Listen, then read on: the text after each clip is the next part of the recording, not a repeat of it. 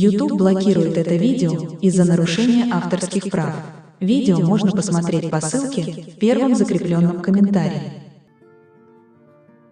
Wax tu la contre elle et mon mari, mais plus que ça, j'avais peur pour la sécurité de mon fils.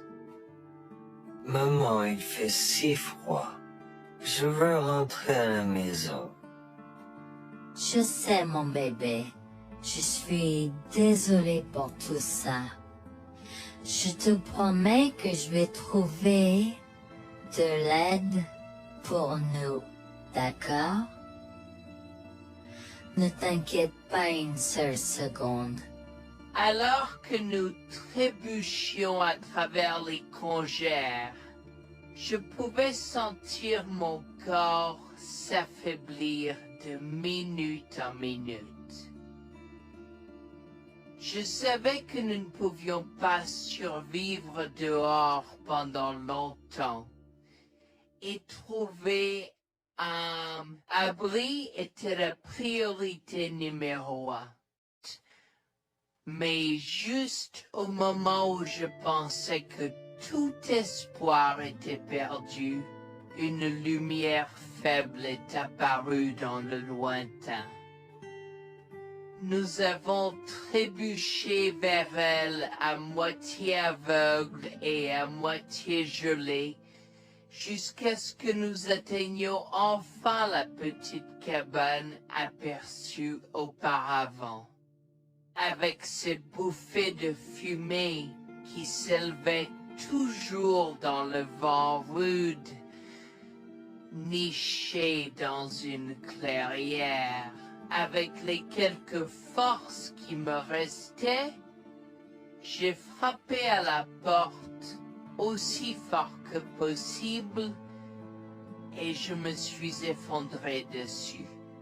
Maintenant, qui pourrait, oh Harold, apporter de l'eau bouillante et des couverts tout de suite?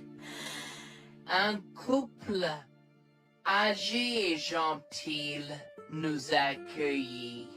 Ils étaient si aimables de nous permettre d'enlever nos vêtements gelés, de nous baigner dans l'eau qu'ils ont tirée pour nous et de nous asseoir près du feu avec une nouvelle paire de vêtements et leur offrant une soupe chaude et des couvertures pour nous envelopper. Nous nous sommes blottis ensemble dans la chaleur. Mes sentiments de colère et de frustration ont commencé à bouillir. Comment ont-ils pu faire ça? J'espère qu'ils viennent dehors. Il y a plus de gens dehors? Nous devons aller les chercher. Non, ne te dérange pas, c'est ma belle-mère et mon mari inutiles. Ils nous ont laissé là pour geler. Tu dis un mensonge.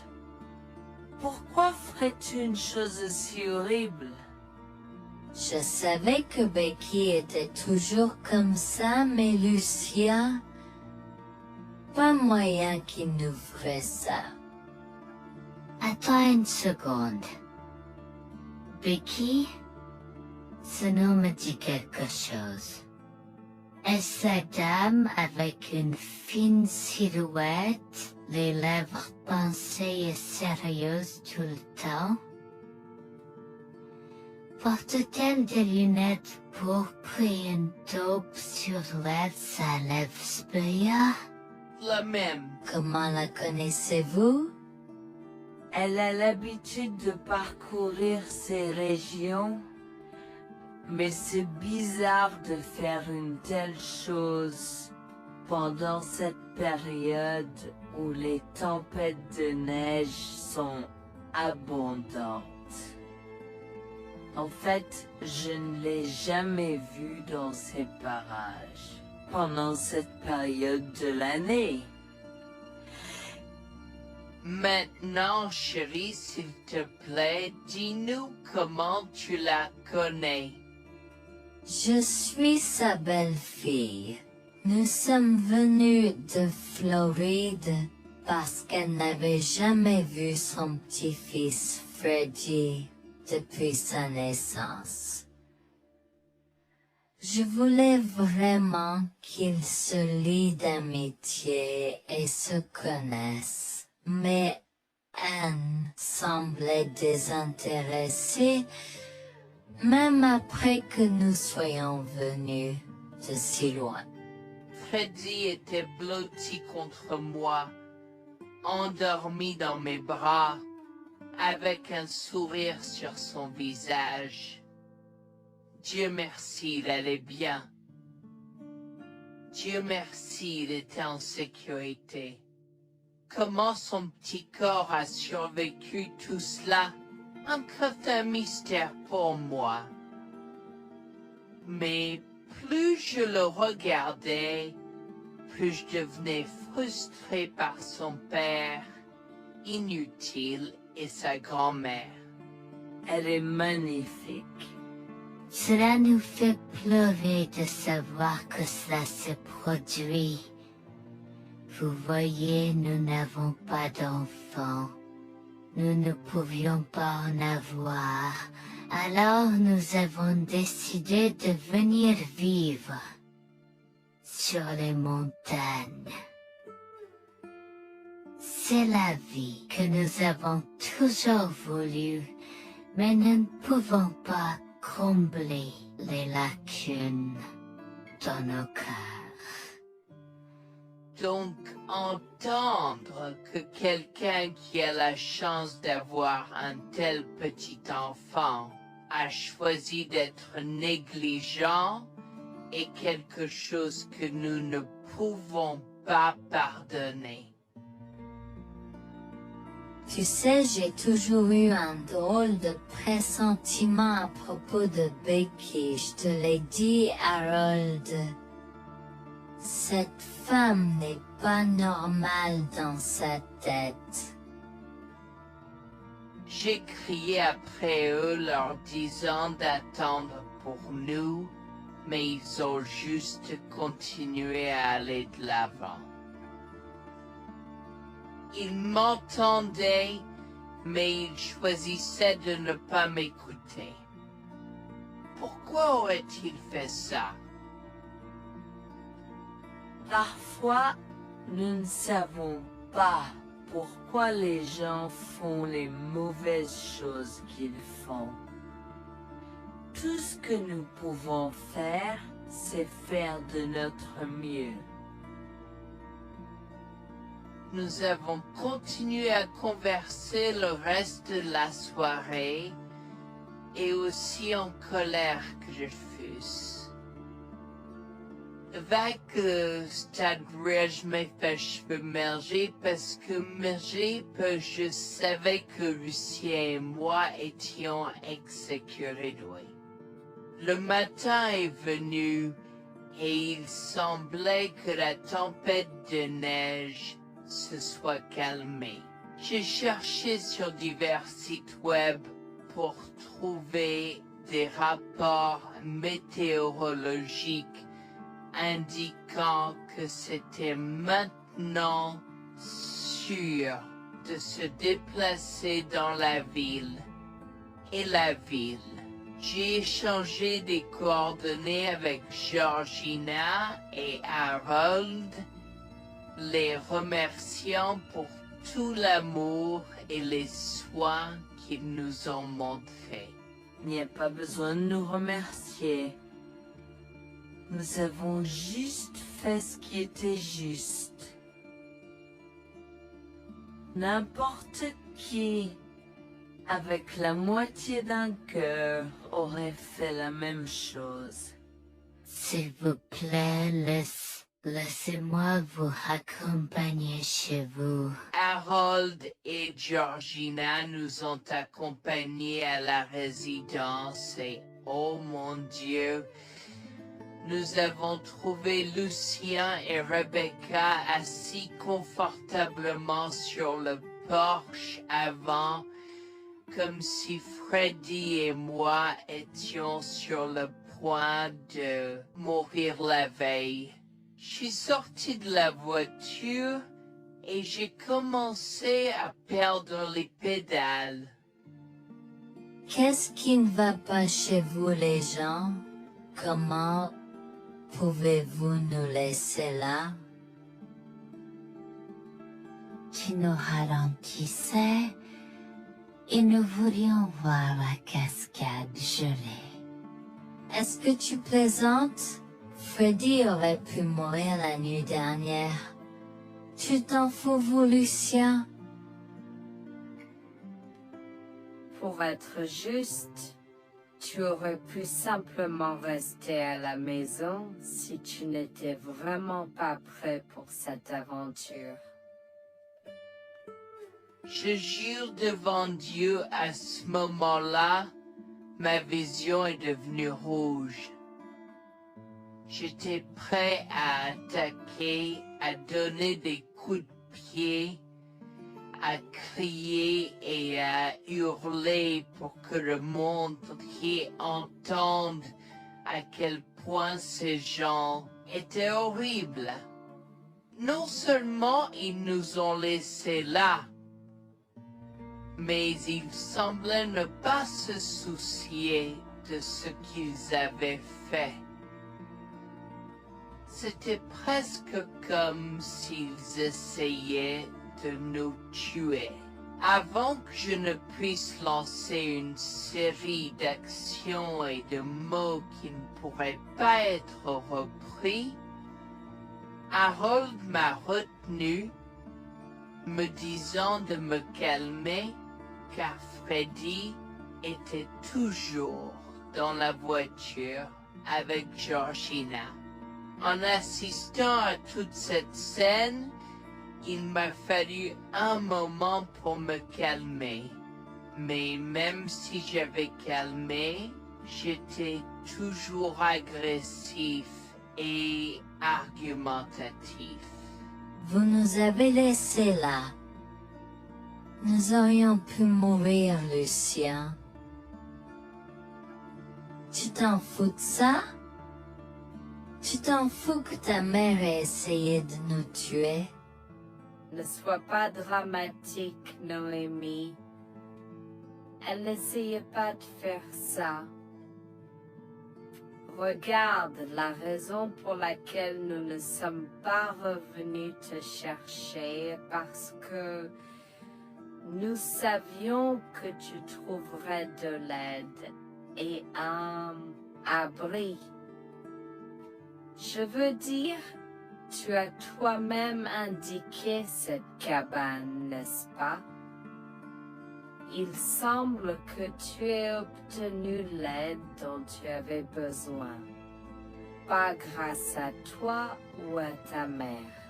Je n'arrive pas à croire ce que j'entends en ce moment. Assez, tout le monde. Ne me donne pas mal à la tête. Comment peux-tu être si froid et sans cœur envers ta femme? J'ai la moitié d'une idée de venir te frapper. Essaie, vieil homme. Je te mets au défi. Écoute, Noémie. Je suis désolée que tu n'aies pas pu gérer un peu le mauvais temps, mais je jure qu'il n'y avait aucune mauvaise intention de ma part. Écoute, Noémie, je suis désolé que tu n'aies pas pu gérer un peu le mauvais temps, mais je jure qu'il n'y avait aucune mauvaise intention de ma part. Oh oui. Pourquoi diable irais-tu faire de la randonnée à cette période de l'année? Nous ne te voyons jamais pendant cette période, alors quoi maintenant? Pourquoi maintenant quand tu as un enfant qui ne voulait que se connecter avec toi? Quelqu'un pourrait argumenter que ce niveau de négligence grossière était intentionnel, Becky. Tu es une personne malade et pathétique.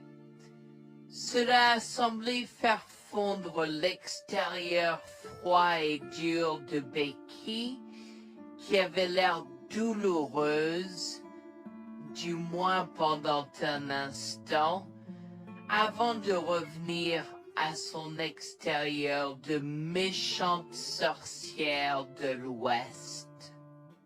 Je ne sais pas ce que tu essaies d'insinuer, mais si tu cherches une bataille, je peux t'assurer que tu la perdras. Tu oublies que je suis une femme riche. J'ai accès au meilleur. Voyons comment ton petit argument va se passer en cours, vieil homme.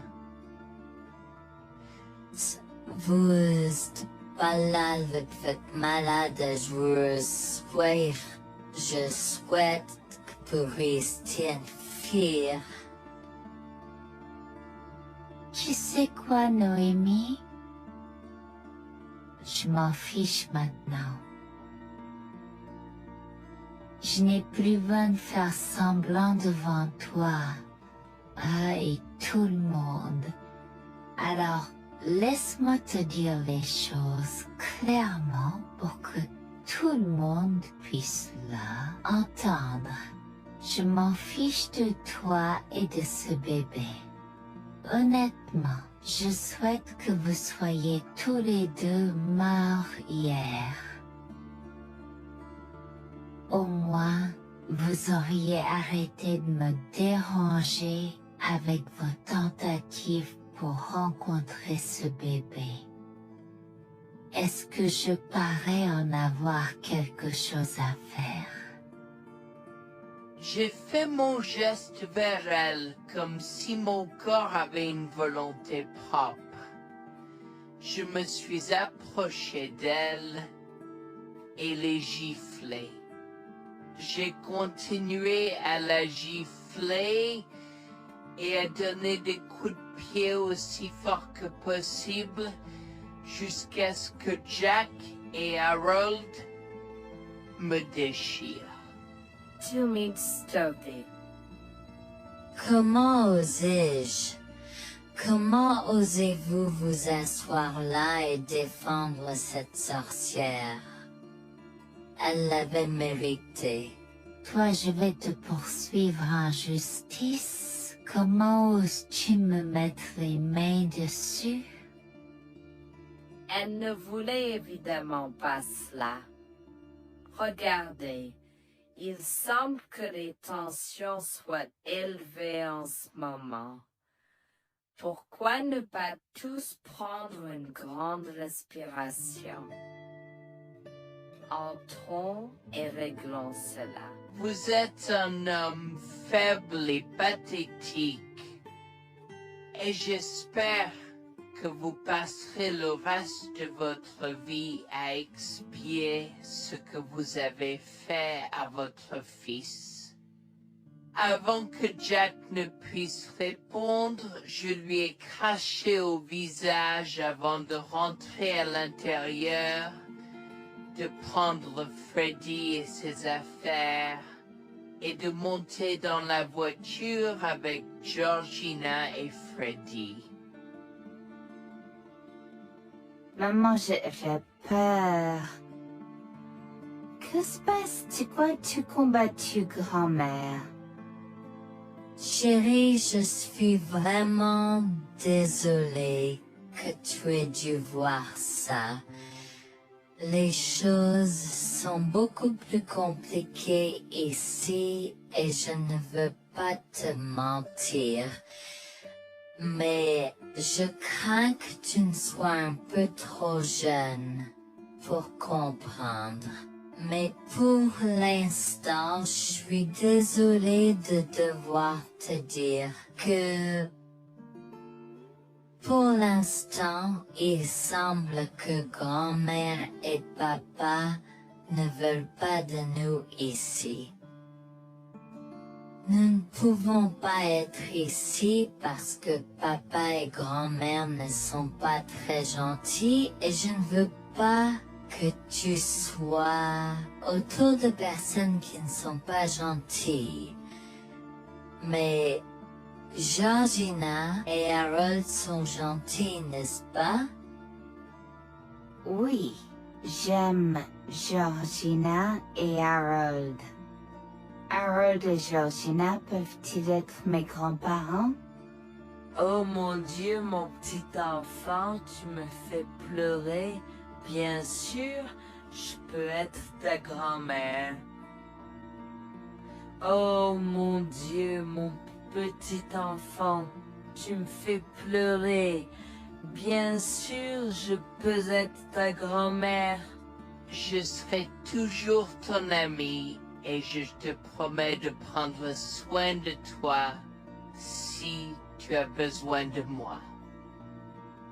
Harold a pris la voiture et nous a emmenés à un hôtel où nous avons pu nous reposer et nous remettre de nos émotions, mais malheureusement tout l'événement était un peu trop difficile à gérer. J'avais très peur pour l'avenir Board of Dieu, tant Freddy que moi, car cela signifiait le divorce. Mais j'avais peur, Bertie, qu'ils obtiennent la garde de Freddy. Décidé de parler au gymnase et c'est propos de la question une fois que Freddy s'était endormi. Que vais-je faire? Je vais aller en prison? Nonsense. Cette sorcière ne portera pas plainte. Et si elle le faisait, elle ne le fera pas. Car nous avons des preuves de sa conspiration pour commettre un meurtre. Comment? Nous sommes toujours préparés, chérie. Nous avons secrètement enregistré toutes les preuves. Maintenant, vous pouvez emporter cet enregistrement avec vous et l'utiliser contre votre mari et belle-mère au tribunal. Vous êtes des anges déguisés. Comment avez-vous fait ça? Quand? Comment? Chut, mon enfant, ne t'inquiète pas de tout ça. Écoute simplement l'enregistrement audio. Nous avons écouté et effectivement toutes les preuves avaient été enregistrées, y compris la partie où j'ai attaqué physiquement sa mère. Maintenant, ils vont me faire pour coups et blessures.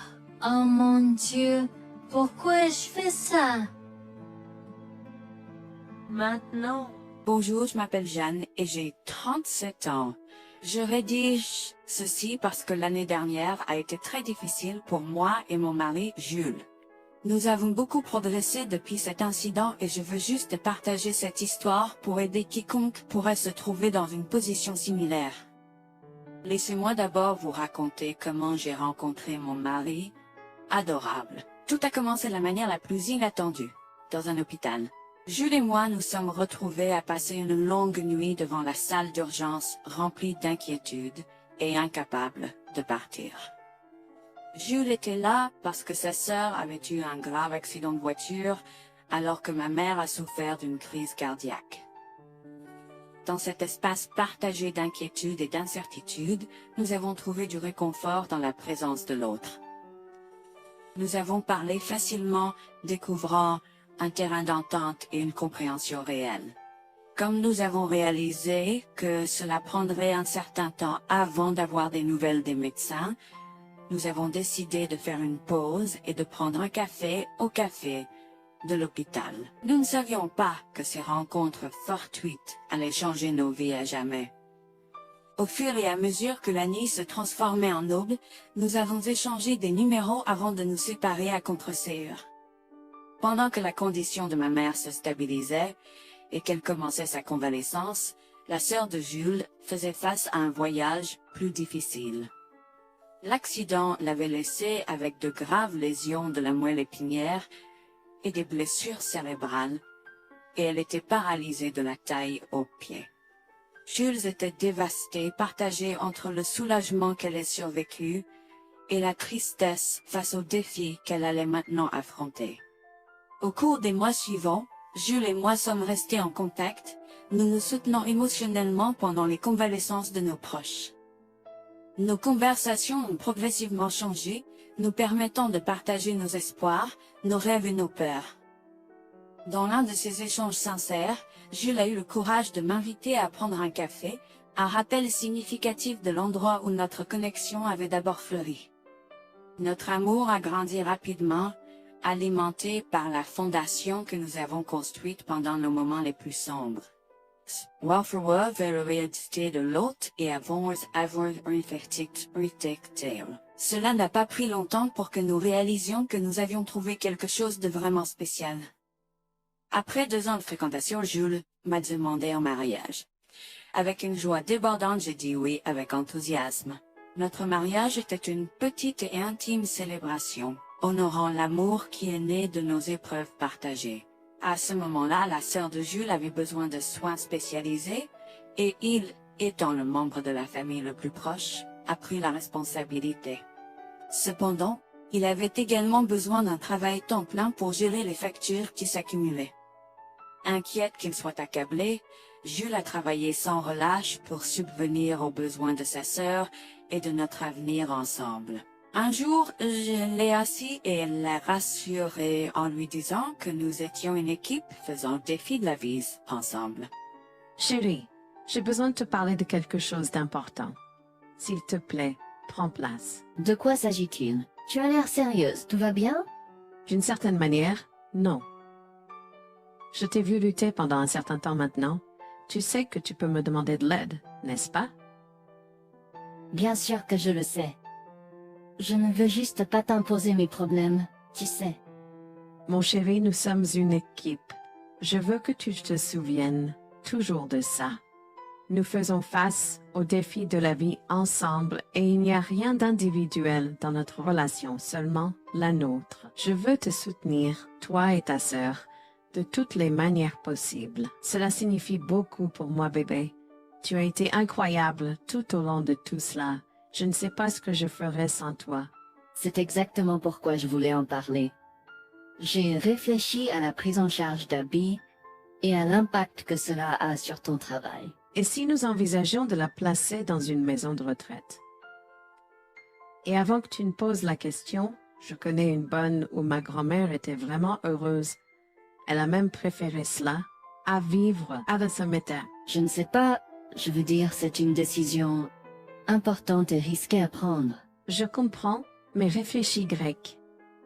Cela permettrait de te trouver un meilleur emploi payant pour que nous puissions nous assurer qu'Abby reçoit les soins qu'elle mérite.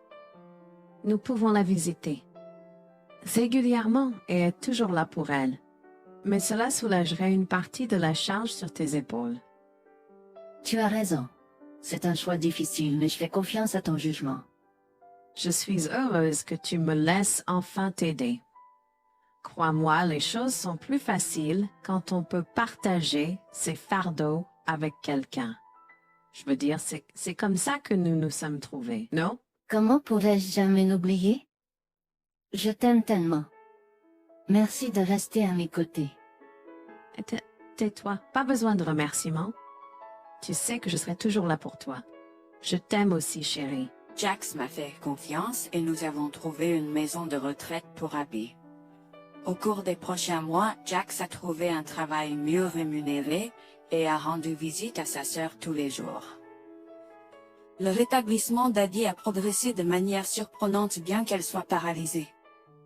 Elle a commencé à se déplacer dans la maison de retraite dans son fauteuil roulant, déterminée à explorer.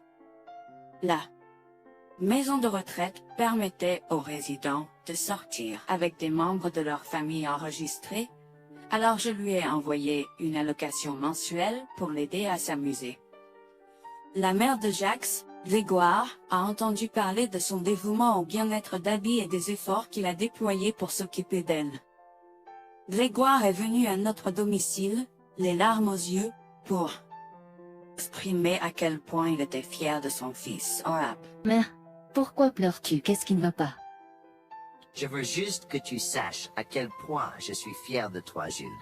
Tu as montré une telle force et compassion en prenant soin d'Abby. Je ne pourrais pas être plus fier d'avoir élevé un fils aussi merveilleux. Eh bien, merci, mère. Je fais juste ce que je peux pour Abby. C'est pas facile, mais je l'aime et je veux m'assurer qu'elle va bien. Tu as fait plus que suffisamment, mon chéri. Je ne veux pas que tu portes ce fardeau seul. Je veux prendre le relais et rendre visite à Abby plus fréquemment. Tu dois te concentrer sur ton travail et ta propre vie. Abby sera bien prise en charge. Fais-moi confiance. Eh bien, ce n'est pas comme si je l'avais fait seule. Jeanne a été à mes côtés, me soutenant à chaque étape du chemin. Nous sommes une équipe et nous sommes tous les deux engagés dans le bien-être d'Abby. Oh, je sais que Jeanne a été là, mais tu as fait tellement, Jules. Il est temps que tu priorises ta propre vie et ta carrière. Abby sera entre de bonnes mains. Fais-moi confiance. D'accord, mère, si tu es sûre de toi, alors j'accepterai. Mais je veux que tu saches que c'était un plaisir de prendre soin d'Abby et que je serai toujours là pour elle, quoi qu'il arrive. Je t'apprécie, Jules, mais il est temps pour toi et Jeanne de vous concentrer sur vos futurs. Fais-moi confiance, ce sera pour le mieux. D'accord, mère, si tu crois que c'est la bonne chose à faire, alors j'irai avec. Promets juste de bien t'occuper d'Abby. Je te le promets, maman, tu peux compter sur moi. Maintenant, va et concentre-toi sur ton travail. Laisse-moi m'occuper de la garde d'Abby. J'ai trouvé l'intérêt subi de Grégoire pour Abby un peu étrange, mais je me suis tue car je savais que ce moment était important pour Jules. L'année suivante, Jules s'est concentré sur son travail et obtenu une augmentation. J'ai également obtenu une augmentation, ce qui nous a permis d'augmenter l'allocation mensuelle de Bob d'Abby. Grégoire a tenu sa promesse, mais il y avait un piège. Il a toujours insisté pour que nous restions occupés par le travail et nous a rappelé à quel point Abby était heureuse avec plus d'argent. Il nous a grondé si nous voulions la visiter et a prétendu qu'il savait ce qui était le mieux pour elle. Grégoire nous a fait appeler avant de rendre visite à Abby, donc il a contrôlé notre accès à elle. En conséquence, nous l'avons vue de moins en moins, mais nous avons continué à lui envoyer l'allocation chaque mois. Je me sentais mal à l'aise par la situation. L'attitude possessive et le comportement contrôlant soudain de Grégoire m'inquiétaient. Il semblait toujours avoir des excuses lorsque Jules avait besoin d'aide avec Abby dans le passé. Cependant, je n'ai rien dit car je savais à quel point Abby était importante pour Jules. Malgré les défis, Jules et moi sommes restés engagés à soutenir Abby. Nous avons tenu notre promesse de fournir une assistance financière, même si nous ne pouvions pas être avec elle autant. Nous avons cru qu'Abby méritait les meilleurs soins. Même si nous ne pouvions pas être avec elle autant, nous avons cru qu'Abby méritait les meilleurs soins et le bonheur, et nous voulions qu'elle ait les moyens de profiter de la vie à fond. Un jour, Jules était un peu trop submergé par le manque d'Abby. Nous nous étions tous les deux beaucoup impliqués dans le travail et n'avions pas eu le temps de lui rendre visite. Nous avons décidé de lui rendre visite sur un coup de tête. Nous ne l'avons pas dit à Grégoire car nous ne voulions pas entendre ses remontrances ou ses réprimandes. Avant d'arriver à la maison de retraite, Jules et moi nous sommes arrêtés au supermarché pour acheter à Abby toutes ses collations préférées. Nous étions tous les deux très excités de la voir et de passer du temps de qualité avec elle. J'ai même apporté ma Nintendo Switch pour qu'elle puisse y jouer. Nous sommes entrés et avons immédiatement commencé à chercher Abby, mais nous ne pouvions pas la voir nulle part. Je pensais qu'elle était probablement partie pour un rendez-vous chez le médecin ou qu'elle était probablement dans le jardin. Nous avons trouvé l'infirmière d'Abby, Mme Smith. Elle nous a regardés avec confusion. « Excusez-moi, pourriez-vous nous dire où est Abby? Nous la cherchons. » Charlie, ne savez-vous pas ce qui s'est passé?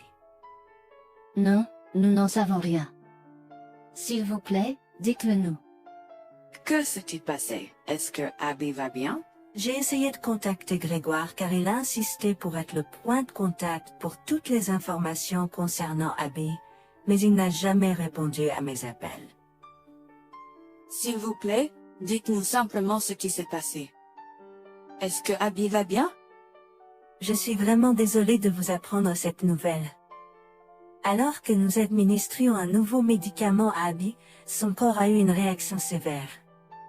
Elle est tombée en état de choc, malgré nos efforts et d'aide. Quoi? Quand cela s'est-il produit? Cela s'est produit il y a 2 mois. 2 mois? Comment cela est-il possible? Pourquoi n'avons-nous pas été informés? Je m'excuse pour cette omission. Nous essayons de joindre Grégoire comme il l'avait demandé, mais il semble qu'il n'a jamais reçu nos appels. C'est incroyable. Nous aurions dû être au courant, nous aurions dû appeler Abby. Merci de nous l'avoir dit, Manager Smith. Nous aurons besoin de temps pour traiter cela. Pouvez-vous nous laisser un peu d'intimité? Bien sûr, prenez tout le temps dont vous avez besoin. Je serai là si vous avez des questions ou si vous avez besoin d'aide. Je suis vraiment désolée pour votre perte. Je pouvais sentir le monde de Jules s'effondrer et le mien aussi. Bien que Abby ne soit pas ma propre sœur, je la traitais comme telle. Je m'efforçais de la connaître. Au fil du temps, je suis absolument tombée amoureuse d'elle. Nous étions comme des sœurs. Abby a été si pleine de vie malgré sa situation. Jules était un désordre de larmes, pendant que je ne pouvais tout simplement pas me résoudre à pleurer. Je me sentais tellement engourdie. Je ne pouvais pas croire que Abby était partie. Je me sentais tellement coupable qu'elle ait souffert toute seule. Je me sentais tellement coupable de ne jamais avoir pris le temps de la rencontrer. Serait-ce différent si je l'avais visitée? Je savais que Jules se sentait de la même manière que moi. Je savais que nous ne pouvions pas continuer à rester là et à pleurer. Alors je l'ai guidée gentiment hors de l'installation. Le trajet de retour à la maison était silencieux, alors que le chagrin enveloppait nos âmes. Quand nous sommes arrivés à la maison, nous nous sommes tous les deux effondrés en pleurs dans les bras, un de l'autre. Nous avons pleuré et pleuré pendant ce qui semblait être des heures. Jules était furieux que nous n'ayons même pas pu dire au revoir à Abby. Je me sentais de la même façon. De plus, j'étais triste que Abby n'ait probablement jamais eu de funérailles non plus. À ce moment-là, j'ai eu une soudaine réalisation qui m'a frappé dur. Grégoire était censé prendre soin de Abby, mais quelque chose n'allait pas. J'ai demandé à Jules s'il avait entendu quoi que ce soit de sa mère, mais il n'avait rien entendu. Alors que nous rassemblions les pièces, la colère bouillonnait en nous. Nous avons réalisé à quel point Grégoire nous avait manipulés avec soin, nous volant notre connexion à Abby et profitant de notre gentillesse. Le fait qu'elle ait probablement pris toute l'allocation d'Abby pour elle-même, la laissant sans rien, a encore plus attisé notre colère. Jules était prêt à confronter sa mère, mais j'ai réussi à réfléchir plus clairement. Chérie, je sais que tu es furieux et veux confronter ta mère, mais réfléchis en grec. Je ne veux pas y réfléchir. Je veux lui demander pourquoi elle a fait ça. Qu'a-t-elle gagné à faire ça à Abby? Moi aussi, je veux savoir la même chose, mais tu sais qu'elle niera tout ce que nous disons ou trouvera un moyen de nous blâmer pour tout. Regarde, le jour où nous donnons habituellement l'allocation d'Abby approche bientôt. Que se passera-t-il si Grégoire se présente à notre porte en réclamant l'argent? Tu penses qu'elle oserait se montrer ici après tout ce qu'elle a fait? C'est possible, chérie. Si elle le fait, ce sera son aveu involontaire envers nous. Nous pourrons l'utiliser comme preuve. Oui, et puis, nous pourrons exposer ses méfaits maléfiques à tous. Exposer sa méchanceté devant tout le monde peut ne pas être la meilleure chose à faire pour l'instant. Réunissons des preuves et engageons une action en justice à la place. D'accord, tu as raison. Nous devons aborder cela de manière stratégique. Nous allons suivre ton plan et rassembler les preuves dont nous avons besoin. Il est temps que Grégoire fasse face aux conséquences de ses actes. Nous avons tous deux pris une semaine de congé. En retournant dans la maison de retraite, nous avons recueilli le certificat de décès d'Abby comme preuve. Nous avons également consulté un avocat pour porter plainte contre Grégoire pour avoir volé une personne handicapée. Comme je l'avais prévu, Grégoire est venu frapper à notre porte en réclamant l'allocation de sa fille. Où est l'allocation d'Abby? J'attends. Pourquoi devrions-nous envoyer l'argent d'Abby à toi, mère? Qu'as-tu fait pour elle? Qu'est-ce que j'ai fait? Tu veux dire ce que je n'ai pas fait pour cet enfant insolent? Attends une minute, Grégoire. Comment as-tu exactement pris soin d'Abby? Je lui achète toute la nourriture qu'elle veut et je réponds à tous ses caprices. Je m'assure même qu'elle prend ses médicaments quand je la visite. C'est génial. Quand as-tu vu Abby pour la dernière fois? Je l'ai visitée hier. Je suis seulement ici parce qu'elle s'inquiète que tu ne lui aies pas envoyé son allocation. Comment oses-tu mentir à mon visage? Je ne mens pas. Qu'est-ce que tu veux dire? Comment oses-tu m'accuser de mentir? Tu es aussi ingrat qu'Abby. Sans hésiter, je tends à Grégoire le certificat de décès d'Abby, ma dégoût visible dans mes yeux, alors qu'elle le regarde avec stupeur. Grégoire a vacillé, tentant de s'excuser. Quoi? Non, ce n'est pas vrai. Ma petite fille. Je suis désolé, Jules. Je suis désolé. Enregistre tes excuses, mère. Tu n'as fait que l'insulter depuis que tu es arrivée. Tu es dégoûtante. Nous avons déjà engagé des poursuites judiciaires contre toi pour tes crimes. Nous avons des preuves de ta négligence. À bien, tribunal. S'il te plaît, Jules, ne fais pas ça. Je souffre autant que toi. S'il te plaît. Arrête. Quitte notre maison et ne nous adresse plus jamais la parole. Nous ne voulons plus rien avoir à faire avec toi. S'il te plaît, ne me conduis pas en justice. Je suis désolé. Il est trop tard pour les excuses. Tu as fait tes choix et tu devras maintenant assumer les conséquences de tes actes. Petit à petit, Jules et moi avons pris des précautions et enregistré notre conversation avec Grégoire. Cette preuve supplémentaire a joué en notre faveur et la Cour a statué que Grégoire devait nous rembourser, y compris les taux d'intérêt similaires à ceux pratiqués par les banques. Elle devra nous verser des mensualités pendant les prochaines années. Jules est allé plus loin et a partagé l'enregistrement avec le reste de sa famille élargie. Par conséquent, Grégoire a fait face à l'exclusion de sa propre famille. Jules et moi avons pleuré ensemble pendant longtemps. La douleur était profonde, mais lentement, nous avons commencé à guérir. Nous avons pris une décision ferme de couper tout contact avec Grégoire. Le seul rappel de son existence était les paiements mensuels. La décision ferme de couper tout contact avec Grégoire. Le seul rappel de son existence